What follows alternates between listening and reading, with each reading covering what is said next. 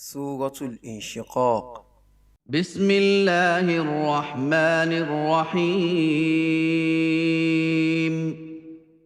Ní orúkọ Allah, ọba àjọkẹ́ ayé, àṣàkẹ́ ọ̀run. إذا السماء انشقت. Nígbà tí sánmọ̀ bá fàya pẹ́rẹpẹ̀rẹ. وأذنت لربها وحقت. Tí ó sì gbọ́, tí ó sì tẹ̀lé àṣẹ Olúwa rẹ̀, ó di dandan fún un. وإذا الأرض مدت. Àti nígbà tí a bá na ilẹ̀ tantan. وألقت ما فيها وتخلت. Tí yóò ju ohun tí ó wà nínú rẹ̀ síta, tí ó sì máa pa ṣòfò. وأذنت لربها وحقت. Tí ó sì gbọ́, tí ó sì tẹ̀lé àṣẹ Olúwa rẹ̀, ó di dandan fún un. يا أيها الإنسان إنك كادح إلى ربك كدحا فملاقيه. Ìwọ ènìyàn, dájúdájú ó máa padà sí ọ̀dọ̀ Olúwa rẹ̀ pẹ̀lú iṣẹ́ àti ìṣe rẹ̀, ìpadàdé tó dájú, ó sì máa pàdé àwọn ẹ̀san iṣẹ́ rẹ̀. فأما من أوتي كتابه بيمينه. Nítorí náà, ẹni tí wọ́n bá fún ní ìwé rẹ̀ pẹ̀lú ọwọ́ ọ̀tún rẹ̀. فسوف يحاسب حسابا يسيرا. A máa ṣe ìṣirò iṣẹ́ rẹ̀ ní ìrọ̀rùn. وينقلب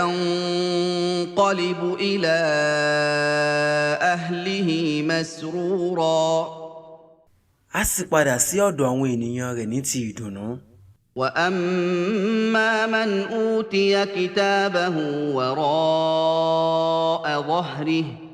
Ṣùgbọ́n ẹni tí wọ́n bá fún ní ìwé rẹ̀ láti ẹ̀yìn. فسوف يدعو ثبورا. Ó máa kígbe ìparun. ويصلى سعيرا. Yóò wọ iná tó ń jò. إنه كان في أهله مسرورا. Dájúdájú, ó ti wà ní ọ̀dọ̀ àwọn ènìyàn rẹ̀ ní ìdùnnú rí. إنه ظن أن لن يحور. Dájúdájú, ó lérò wípé òun kò ní padà. بلى إن ربه كان به بصيرا. Bẹ́ẹ̀ ni, Olúwa rẹ̀ jẹ́ olùríran nípa rẹ̀.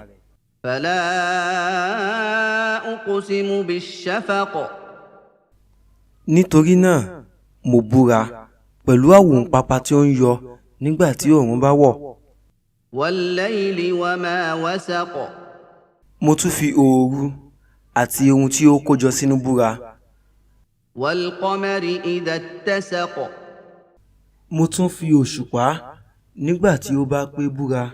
لتركبن طبقا عن طبق. Dájúdájú, ẹ máa bọ́ láti inú ìpele kan sí ìpele kan.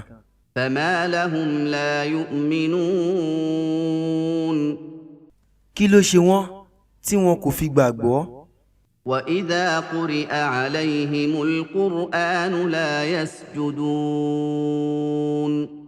Tí wọ́n bá ka Al-Qur'an fún wọn, wọn kò ní forí kanlẹ̀. بل الذين كفروا يكذبون. Àwọn tí wọ́n ṣá ìgbàgbọ́ ń pè é nírọ́. والله أعلم بما يوعون. Àti pé Allah ni ó ní ìmọ̀ jùlọ nípa àwọn tí wọ́n kó jọ. فبشرهم بعذاب أليم. Nítorí náà, fún wọn ní ìró ìyà ẹlẹ́ta eléro. إلا الذين آمنوا وعملوا الصالحات لهم أجر غير ممنون. Àyàfi àwọn tí wọ́n ní ìgbàgbọ́ òdodo, tí wọ́n sì ń ṣe iṣẹ́ dáadáa, ẹ̀san tí kò ní òpin ń bẹ fún wọn.